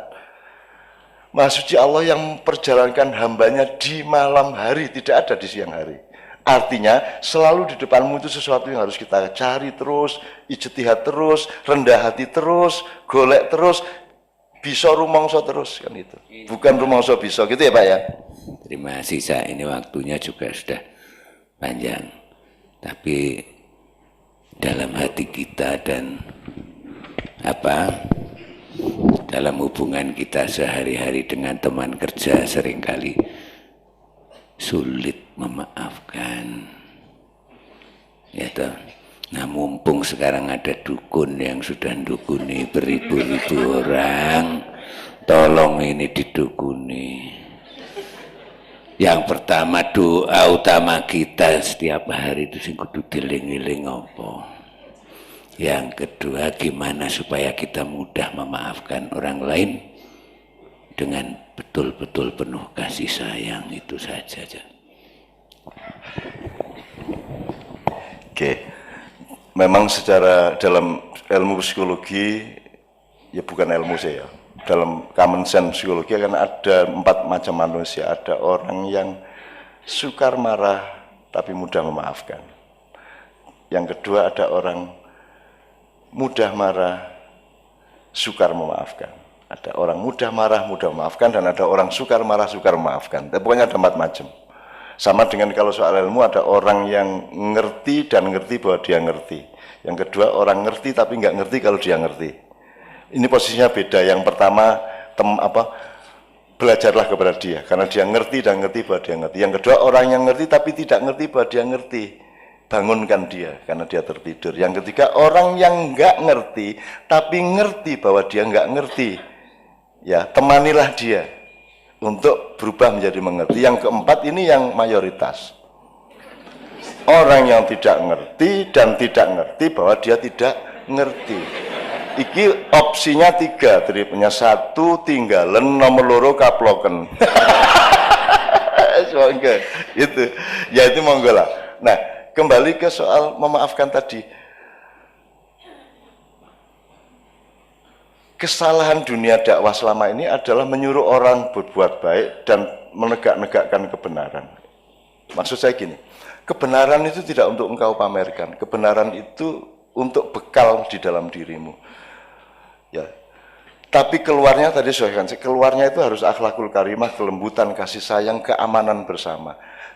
Ada orang pincang, nggak usah kita sebut nang dicang. Meskipun benar, dia pincang. Tapi tidak boleh kebenaran tentang pincang itu Anda omongkan. Pasien, aku duwe Mas, konco zaman biyen mulai ada apa kuwi jenenge usus buntu ki lho. Awal-awal kita kenal usus buntu ono koncoku wah loro kae wis nganti dijejuk-jejuk loro kan terus kita setengah mati melindungi dia. Waktu itu kita belum terbiasa ke dokter untuk mengatasi usus buntu, wong urung pati kenal apa kuwi lho. Pokoke lara ora karuan kae. Terus ana siji wong Aceh teko, kancaku juga teko. Ini 1 di antara 7 penyakit yang mematikan ini. Dijejuk karo arek iki mong dayas gitu kan. Orang yang mau mati pun tidak bisa kita bilang, tidak boleh kita bilang toh Pak. Ini kayaknya mau mati kamu ini sebentar lagi. Ini tidak boleh kan bilang gitu. Tetap harus kita, karena meskipun pasti mati menurut ilmu kita, dia belum tentu mati menurut ilmu Allah. Allah bisa merubah 1 detik sebelum itu terjadi. Allah bisa merubah kapan saja dan Allah punya hak merubah siapa saja, merubah apa saja, membatalkan kehidupan ini pun Allah berhak. Nah, jadi saya bilang tadi, kita itu jangan menyuruh orang berbuat baik, berbuat benar, tapi menciptakan situasi di mana kita itu bisa menikmati kebenaran dan kebaikan. Orang yang sukar memaafkan itu dia tidak ngerti bahwa memaafkan itu lebih nikmat daripada tidak memaafkan. Nikmatnya memaafkan itu luar biasa. Ya ini yang diceritakan Mas Hidota itu kan itu masih ada orang-orang yang nyantet saya rombongan itu. Dan saya sayangi mereka dan saya lindungi jangan sampai dia tahu bahwa saya tahu. Bukan piye gitu ya. Itu soal politik zaman Gus Dur dulu biasalah gitu. Ya. Dan saya maafkan, saya tidak pernah tidak maafkan siapapun karena nikmat luar biasa. Difitnah orang itu saya, ya Allah.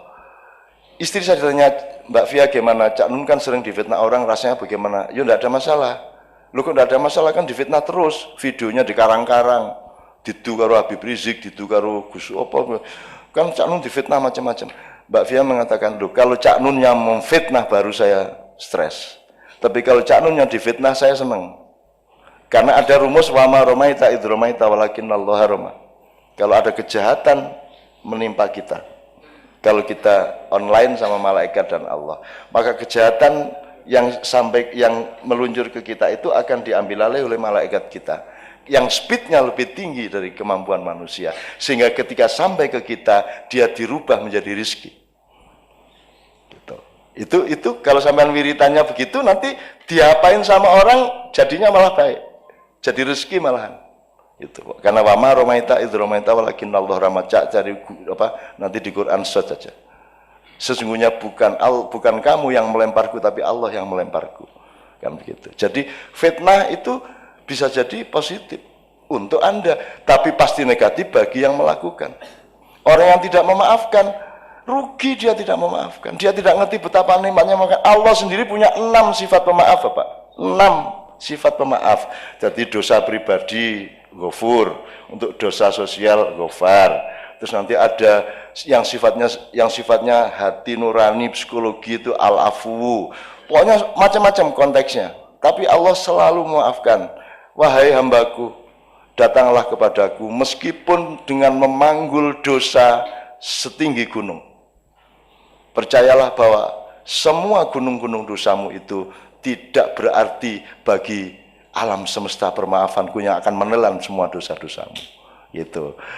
Maka kalau saya memaafkan, atau kalaupun saya punya dendam Bapak, dendam itu saya daya gunakan untuk membakar energi. Tapi keluarnya tidak boleh menjadi tindakan kepada orang yang dendami. Dendam itu baik asalkan dimanage sebagai energi. Gitu. Saya difitnah seneng saya. Sampai ingin saya bikin sayembara memfitnah saya. Tak sediakan duit banyak, semakin besar fitnahnya. Dan saya sudah ngalamin kok sejak zaman Bung Karno sampai sekarang. Enggak ada artinya semua itu. Enggak akan berakibat apa-apa sama saya. Wong saya tidak hidup di Indonesia, saya hidup sama Allah. Indonesia itu anak asuh saya, tak gendong tiap malam. Tadi malam Ismail Yusanto DPP PD itu sama anaknya datang. Anaknya itu begitu datang, tak peluk, tidur langsung Mas. Enggak sampai 10 detik. Tak peluk langsung tidur, sudah sepanjang pertemuan 2 jam itu dia di pangkuan saya dekep itu. Jadi itu Allah, cara Allah menunjukkan kepada HTI siapa saya. Anaknya yang pelukanku, gue harus ngomong apa gue? Iya kan? Gue harus ngomong ideologi khilafah, gue ora iso gue. Doa niki, anakmu itu tak cekel set ngene langsung turu. Dan dia seperti seolah-olah dia cucu saya. Dan begitu kenal sama saya, langsung gambarnya oke banget, jangan tak dekep. Ketika foto masih tidur saya dekep gini kok. Kui, terus bapaknya mau apa, ngomong apa? Kan tidak bisa sombong lagi sama saya, tidak bisa metoto lagi, iya tak? Gitu Mas. Ada lagi tokoh lain Pak, ada tokoh lain yang hebat secara nasional. Ini juga potensial bisa memusuhi saya, bisa memfitnah saya. Tapi dia tidak bisa berbuat apa-apa sama saya. Kenapa? Karena Allah punya cara sendiri Pak, kalau mau nolong kita. Jadi kami dari Australia, Kiai Kanjeng bareng sama tokoh ini. Sama istrinya tokoh ini. Turun di Denpasar, istrinya tokoh ini buka handphone, ada berita bahwa mertuanya meninggal. Dia langsung pingsan, saya di belakangnya. Cek, ini ya cek, tak tampung, tak panggilin orang bandara pakai kursi roda, tak urusi sampai boarding lagi ke Jakarta, kami ke Jogja. Maksud saya gini Pak, bojone arep ngomong apa, kene ora ana aku ngeblak. Piye kuwi? Kowe wis rasa ngomong ideologi, rasa ngomong macam-macam karo aku. Wis kuwi Gusti Allah sing ngatur. Nah, Ibu Bapak sekalian percayalah bahwa Allah punya banyak sekali cara, termasuk menyembuhkan pasien kita. Gitu loh, gitu. Jadi saya bukan mohon, saya ingin Anda semua menyadari itu semua secara luas sehingga menemukan nikmal maula wa nikman nasir, bahwa memaafkan itu nikmatnya luar biasa, memberi itu nikmatnya luar biasa. Tidak meminta kepada Allah kadang-kadang juga kenikmatan, meskipun di saat lain minta itu yang lebih nikmat. Jadi yang penting nikmatnya, bukan baiknya, bukan benernya, tapi Anda bisa menikmati semua itu. Itu saya tidak tepat jawaban saya menurut sampean, saya mohon maaf ya.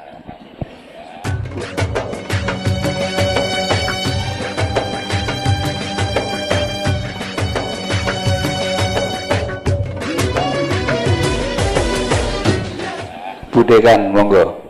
Ini ada sumur yang perlu kita eksploitasi sedikit saja. Kalau saya melihat sekarang itu banyak orang galau ya. Galau artinya tidak sinkron antara tampaknya dengan apa yang ada dalam hatinya gitu loh.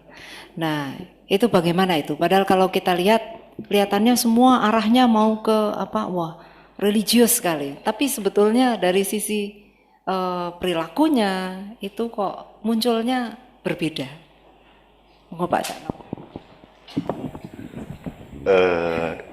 Gimana jawabnya ya? Mau pakai terminologi atau metodologi yang luas, waktunya juga tidak cukup. Tapi saya kira memang ada kelemahan pendidikan keagamaan, Bu. Jadi kita tidak, itu namanya talbis. Talbis itu dari kata iblis. Iblis itu, sampean tahu ceritanya kenapa Nabi Adam turun ke bumi, diturunkan ke bumi itu karena dia ketipu. Dia didatangi tamu berpakaian kayak malaikat Jibril, disangka Jibril. Maka dia taat, disuruh mendekati pohon itu ya, padahal ternyata itu iblis. Iblis. Akhirnya dia terlanjur sudah mendekati pohon itu dan sama Tuhan diusir ke bumi gitu. Jadi yang berlangsung sekarang itu kan kita itu ditipu oleh iblis yang berpakaian malaikat. Begitulah kalau pilkada, begitulah kalau politik ya Bu ya, begitulah kalau macam-macam Bu ya.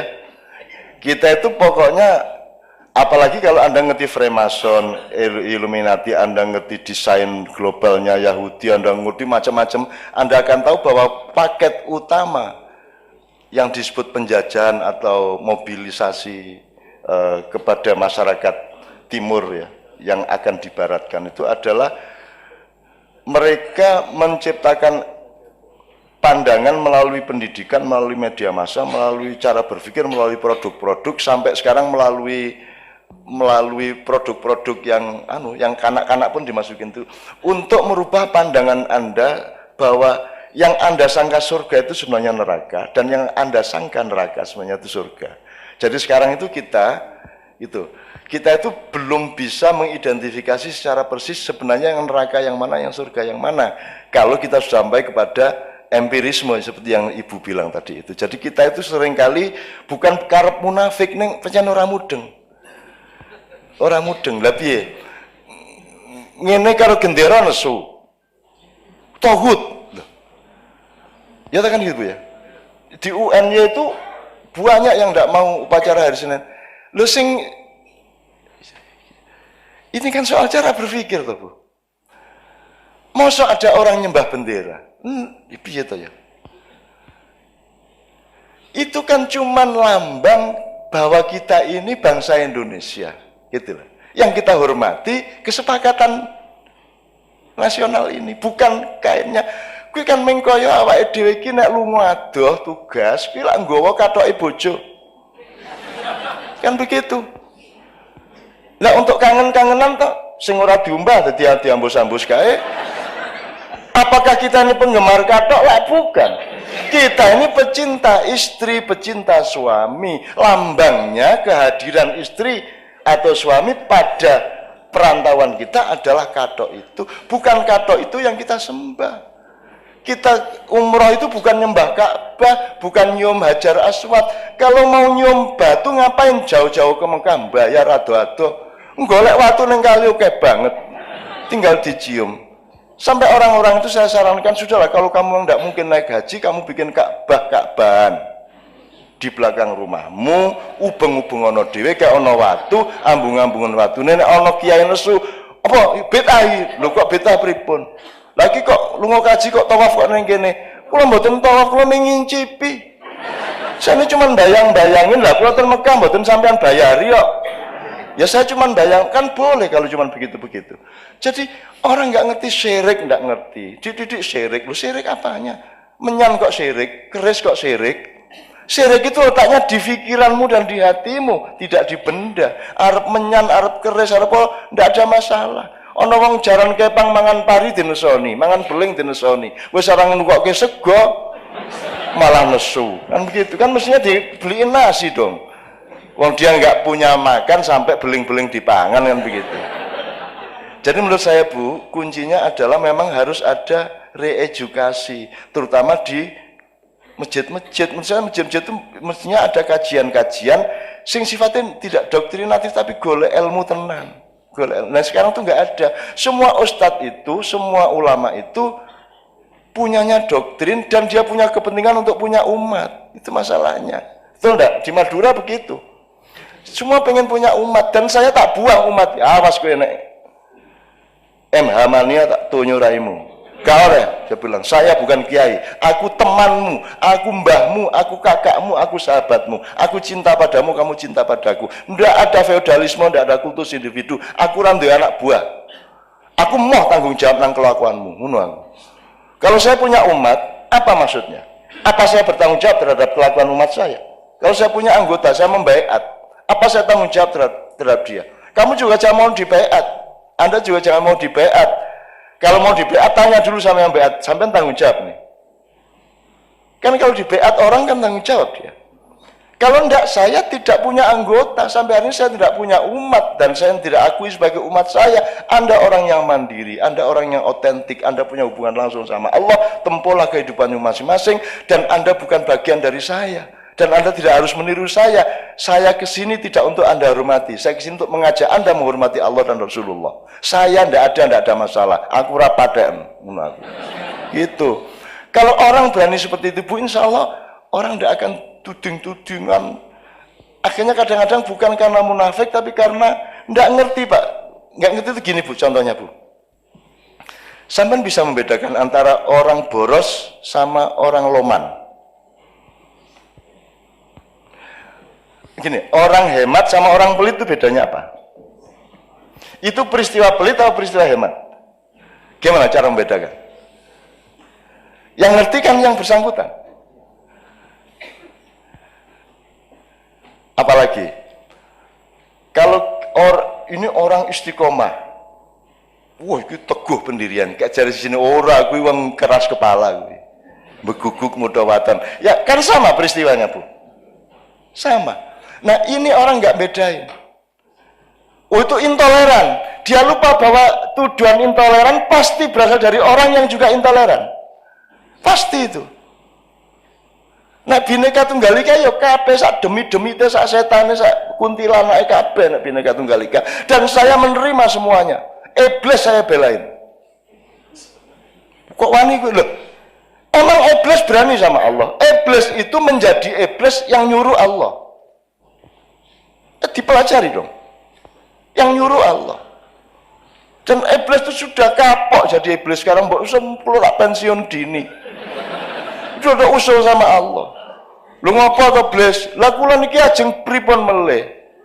Kula pun enggak ada setan semonten niku, terutama di Indonesia kula supply setan-setan sing paling ampuh. Aneh saiki setan-setan niku pun putus asa kabeh kelangan penggawean. Lho kok kelangan penggawean? Lah pripun? Setan niku ngongkone paling pol korupsi sak juta niku pun njupuk 2 miliar ya. Jadi setan tidak ada gunanya di Indonesia karena manusianya sudah lebih dari setan. Itu namanya talbis, Bu. Nah, kita harus berhati-hati. Kita harus mengerti bedanya hemat sama pelit. boros sama loman, sodakoh sama. Sekarang kalau kita berpikirnya sekuler, untuk apa naik haji? Habis-habisin duit, kan gitu. Untuk apa sodakoh? Yang enggak aja, kan gitu. Ngapain tuh sholat? Wasting time, kan gitu.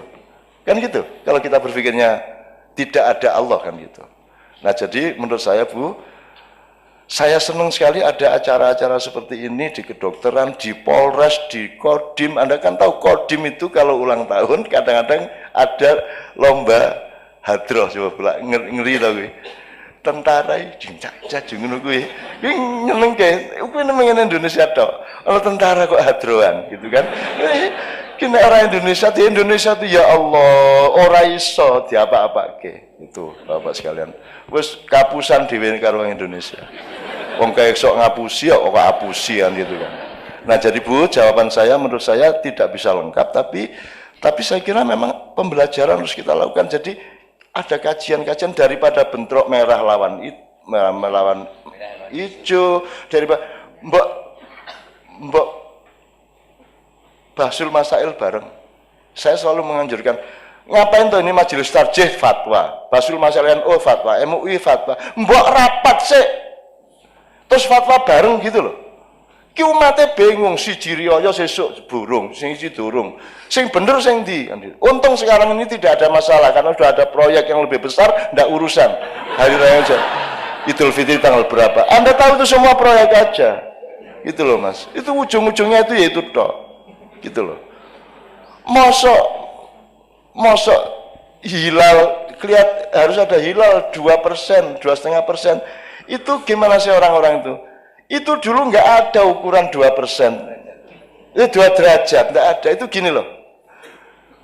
Itu kan idiom namanya. Nanti kok edot kok urung ketok irunge gitu. Itu maksudnya kok belum kelihatan batang hidungnya. Itu kan ungkapan, bukan kok kita cari hidungnya edot bener ya enggak. Kok dia belum kelihatan, tapi bahasanya itu kok belum kelihatan batang hidungnya. Nah, 2% itu sempeki ketok lah, 2%, bukan 2% regulatif. 2% kuwi nek cara Jawa ini sak hoha. Swidak jaran. Wah, sak Dayak. Itu maksudnya banyak sekali. Bukan kok terus cari orang Dayak bener. Banyak fikih yang diciptakan berdasarkan kesalahpahaman kata seperti itu. Sebenarnya itu idiom dan misalnya Lailatul Qadri khairum min alfi syahrin, ya. Malam Qadar itu seperti lebih bagus dari 1000 bulan. Dihitung 1000 tenan. Ora kuwi nek cara jan maewu gitu loh. Itu idiom bahasa sastra. Ini kalau mufasir, ahli agama, ahli politik ndak ngerti sastra. Aku nek Khairul Anwar mengatakan aku ini binatang jalang. Polisi, binatang jalang. Dari kumpulannya terbuang, tapi aku akan menerjang. Gua iki anarki. Iya, lagu puisi Pak. Itu puisi. Makanya sekarang sampai ada cerpen itu haram karena bohong. Piye ta ya? Piye iki? Menungso iki kok ya pedok ya piye. Oke Bapak sekalian, mohon waktu sudah habis, sudah terlalu larut, saya mohon maaf jawabnya tidak mudah, maka agak kadang-kadang saya lari ke sana kemari. Tapi yang penting menurut saya sekarang ini bukan apakah Anda setuju atau tidak pada omongan saya, tidak penting apakah Anda paham atau tidak penting apakah itu ilmu benar apa tidak. Yang penting kita bermesraan di dalam itikad yang baik bersama-sama. Ingin berdamai, ingin enak, ingin seimbang satu sama lain, dan nanti terjadinya itu tidak karena saya, tidak karena Anda, tapi karena perkenan Allah. Anda akan menemukan keajaiban-keajaiban yang tidak pernah Anda duga dari Allah Subhanahu wa taala. Saya mohon izin, mohon maaf atas semua kekurangan saya. Kul indaltu fa innama adillu ala nafsi fa in ihtadaitu fa bima yuhya ilayya rabbi. Assalamualaikum warahmatullahi wabarakatuh.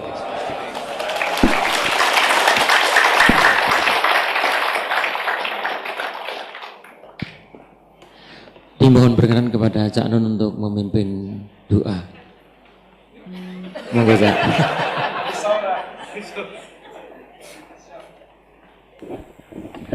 Ya itu salah satu yang saya hindari. Sebenarnya itu yang mau dalam sejarah itu yang membuat ada kiai itu karena permintaan seperti itu. Jadi saya diminta, Kak Nun tolong berdoa kiai gitu, kiai gitu, iki wae, kan.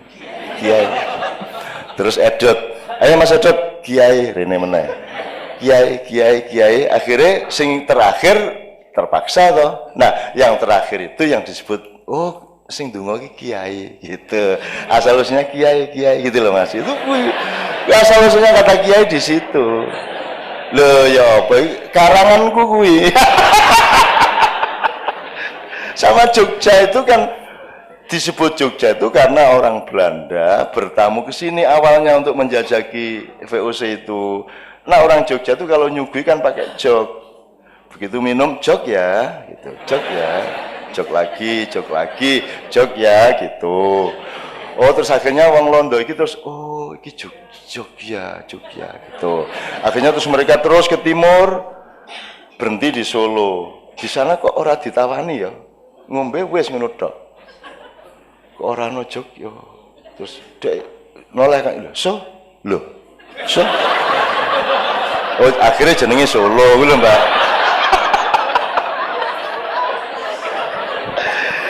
Ingin sing penting jenengan seneng atine ya muga-muga sehat awake, tentrem keluargane ya, dan semua yang oleh Allah diberi cobaan diberikan jalan keluar. Semua yang Allah sekarang masih agak kisruh oleh Allah dibikin terang, yang masih sempit dibikin luas, yang masih belum tercapai oleh Allah dikasih pencapaian bertahap ya. Dan ada yang mendapat kejutan-kejutan dan bahkan akan ada yang mendapat fadilah dan keajaiban dari Allah Subhanahu wa taala. Itu doa ta wisan? Ya, Rabbana atina fid dunya hasanah wa fil akhirati hasanah wa qina adzabannar. Subhana rabbika rabbil izzati amma yasifun. Wassalamun alal mursalin. Ya Allah, innama amruhu idza arada syai'an ayyaqula kun fayakun kun fayakun kun fayakun kun fayakun. Fa subhanalladzi bi yadihi malakutu kulli syai'in wa ilaihi turja'un. Walhamdulillahirabbil alamin.